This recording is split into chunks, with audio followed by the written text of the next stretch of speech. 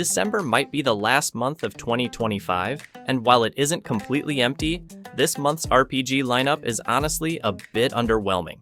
We're not getting many titles, and to be real, a few of them didn't impress me as much as I hoped. Still, we do have some interesting highlights, from a new Square Enix release to a retro Game Boy revival, and even a big Elden Ring DLC drop.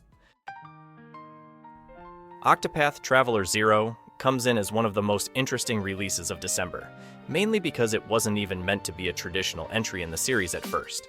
Originally planned as a mobile gacha spin-off, Square Enix completely reworked the project, turning it into a full prequel set long before the events of the main games. And honestly, it looks way better this way. Here, the entire story revolves around the Divine Rings, ancient artifacts tied to powerful destinies. Instead of giving you a fixed cast, the game lets you create your own character, appearance, voice, animations, everything, making your protagonist feel genuinely personal. You're also put in charge of rebuilding a village, inviting NPCs, rescuing allies, and shaping the settlement as you progress.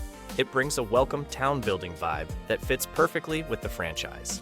Combat stays true to what fans love. The classic break and boost system returns, now supporting bigger parties of up to 8 characters. And just like always, you can use path actions to recruit people, access hidden items, or open routes that normally wouldn't be available. It's familiar, but also layered with enough new ideas to feel fresh. Square Enix released a full demo that carries your save into the final game. So if you want to test everything before buying, you can jump in right now. For a title that started as a completely different project, Octopath Traveler 0 is shaping up to be one of the strongest surprises of the month.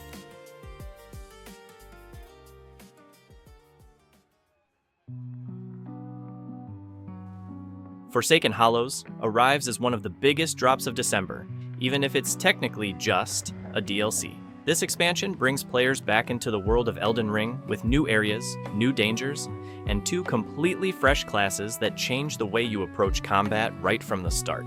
The Scholar focuses on mysterious arcane magic, full of long-range abilities and tactical spell management, while the Gravedigger blends brute strength with faith-based techniques, creating a playstyle that feels aggressive and ritualistic at the same time. The DLC also adds multiple new bosses, including major story encounters and field bosses that ambush you across the new zones. And these areas aren't just visually different. Their entire structure shifts depending on the events you trigger, with environmental changes that open or block paths, making exploration feel more dynamic than before. It's a smart twist that keeps the world unpredictable. A special event, the Cycle of Eternal Darkness, mixes challenge variations with optional rewards, giving you reasons to revisit the DLC even after clearing its main storyline. And if you've already finished Elden Ring, this new content shouldn't feel like a small add-on. It's designed to push difficulty further, reward experimentation, and bring back that familiar sense of mystery from your first journey through the lands between.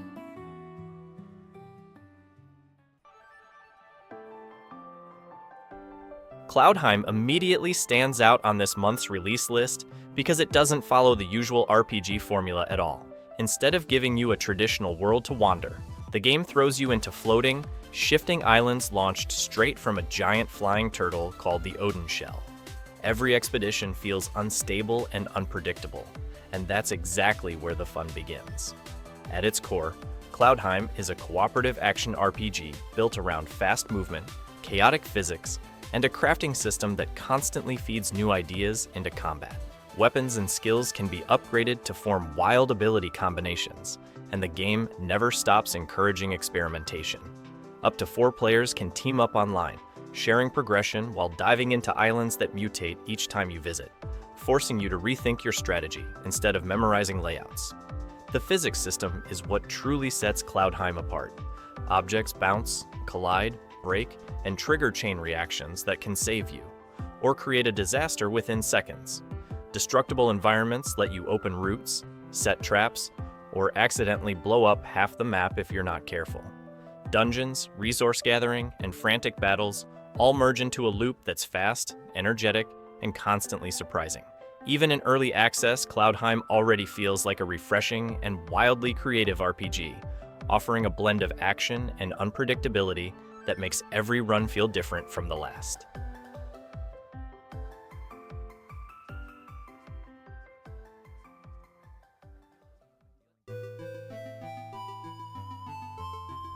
Angeline Era kicks off with the kind of confidence you only see in games that know exactly what they want to be.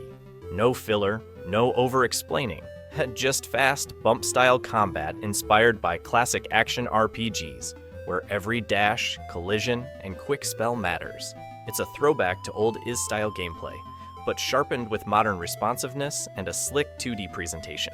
You control Angeline, a young heroine wandering ancient ruins filled with traps, secrets, and branching routes. Every area encourages exploration, rewarding players who push against walls, test corners, and look for hidden paths rather than sticking to the main road. The world feels compact but dense, always giving you another reason to check one more room.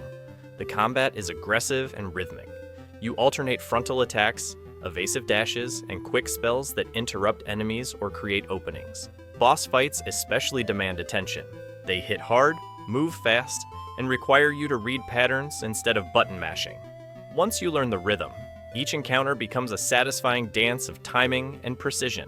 The soundtrack captures that retro energy perfectly, mixing energetic themes with darker melodies as you uncover new spells, break seals, and open deeper chambers.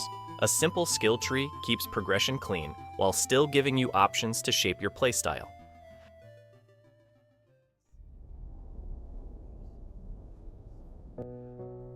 Ashes of Creation isn't just another MMORPG entering early access.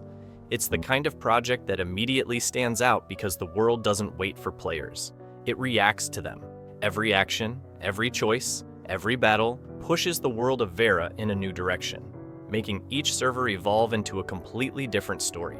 At the center of everything is the node system, a living structure where towns grow, collapse, and transform based entirely on player activity. Hunt too much in one region and the ecosystem shifts. Help a small camp prosper and it becomes a full city with new dungeons, NPCs, politics, and even wars. Ignore it, and another guild might claim it, or burn it down. Class building is another huge pillar. Ashes combines 8 archetypes into 64 possible classes, letting you create hybrids that feel genuinely unique. Each class can be augmented to alter how abilities behave, allowing for creative roles like evasive battle mages, support assassins, defensive warlocks, and more. The economy is equally player-driven. Trade relies on caravan routes, where resources must be transported across the open world, fully vulnerable to ambushes. Players can defend their cargo or raid others, making every trip a strategic gamble that can shift an entire region's market. Even in early access, Ashes of Creation already shows ambition on a rare scale. A world shaped directly by its players, with politics, progression, and conflict unfolding dynamically.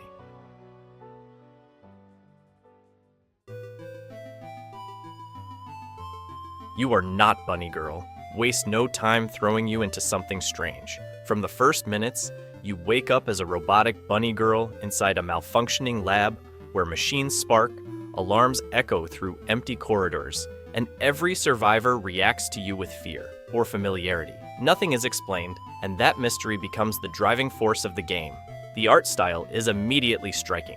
Cute outlines mixed with unsettling expressions and oddly too clean environments, giving everything a surreal, almost dreamlike tone. Exploration focuses on slowly uncovering what happened in the facility, with notes, broken robots, and quiet rooms filled with clues about your identity. Combat is turn-based, but emotional. Your abilities are tied to feelings: anxiety, courage, frustration, each one altering damage, defense, or turn order. Keeping your emotional state under control becomes as important as defeating enemies. The writing mixes humor, tension, and psychological discomfort in a way that makes you question every character you meet. Everyone seems to know more about your past than you do, and the game builds on that discomfort constantly. If you're into unconventional indie RPGs with personality, mystery, and a very distinct visual identity, You Are Not Bunnygirl is easily one of the most unique releases of the month.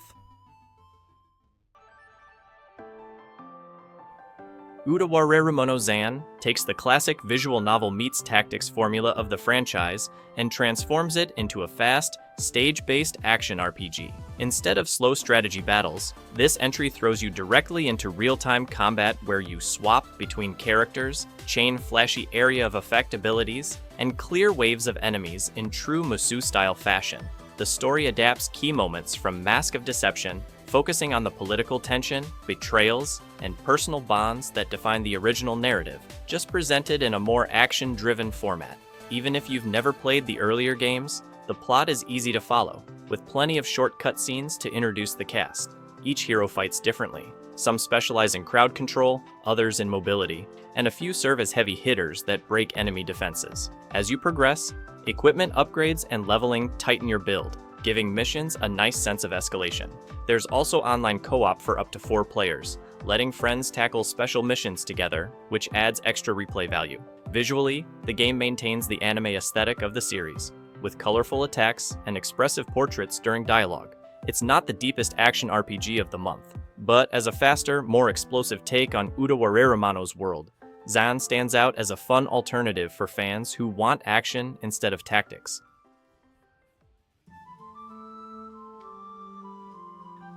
Varthos brings a sharp isometric action RPG approach with a mix of hacking, roguelite structure, and fast, reactive combat. Instead of long story intros, the game drops you right into expedition-style missions, where every run pushes you deeper into a kingdom torn apart by corruption, political turmoil, and forbidden magic. Each area is full of enemies that demand precision, quick dodges, and constant weapon swapping to survive. The roguelite loop is simple but addictive. You venture out, gather resources, extract what you can, and return stronger to unlock new skills and gear. Allies met along the way add a layer of cooperation. You can trade items, share builds, and even revive each other during tougher encounters. Up to 3 players can join the action, giving the game a strong co-op focus rarely seen in this style. Mouse-aim combat keeps everything snappy, with spells and weapon abilities chaining into satisfying combos. Between runs, you upgrade your character and tweak your loadout to tackle harder expeditions, each adding new enemy types and traps. While still in early access, Varthos already shows a solid foundation, tight controls, punchy combat, and a progression loop that makes each attempt feel meaningful. For players looking for a fast, co-op friendly action RPG with roguelite DNA, this one is definitely worth keeping on the radar. BrownDust 2 steps into December as one of the most polished free-to-play tactical RPGs coming to PC. Instead of leaning on heavy gacha pressure or generic mobile formulas, it blends a retro-inspired presentation with surprisingly deep, strategic combat. Each campaign plays like a different cartridge, changing visuals, rules, and tone, a smart tribute to classic handheld RPGs. Battles unfold on a 3x4 grid, where positioning matters just as much as raw power. Turn order, formation, and attack direction can completely shift a fight, rewarding players who plan several moves ahead. Despite the accessible look, the game demands precision, smart synergies, and thoughtful team building. Outside combat, there's plenty to do: story episodes, PvP duels, challenge maps, and long-term unit progression that adds depth without overwhelming new players. The PC release also benefits from better controls and clearer readability during battles. But the standout feature remains the console-style campaigns. Each chapter has its own theme, soundtrack, and mechanics, giving BrownDust 2 a personality that sets it apart from most tactical RPGs. For anyone who loves strategic grid combat with modern polish and nostalgic charm, BrownDust 2 is an easy highlight this month.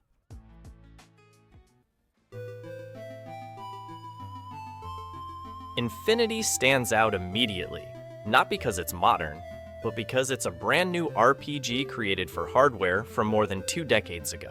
After spending over 20 years in development limbo, this tactical adventure is finally releasing as an official cartridge for Game Boy Color and Game Boy Advance, along with a digital version for PC. The game delivers a classic turn-based tactical experience inspired by old-school strategy titles. You follow a small group of heroes caught in a war between nations, moving across dozens of handcrafted areas with tight map design, meaningful positioning, and a charming 8-bit art style that feels both nostalgic and surprisingly polished. The modern release includes improved difficulty options, quality of life tweaks, and bonus material that never made it into the original version. Whether you want to play on actual hardware or digitally, Infinity stands out as a rare chance to experience a brand new retro RPG built with authentic Game Boy sensibilities. And that wraps up our December list. We didn't get a lot of RPGs this time, but I still wanted to bring you something fresh and keep you updated on every release that matters. Here's the full lineup. If I missed anything, let me know in the comments. Don't forget to subscribe, drop a like, and I'll see you in the next video.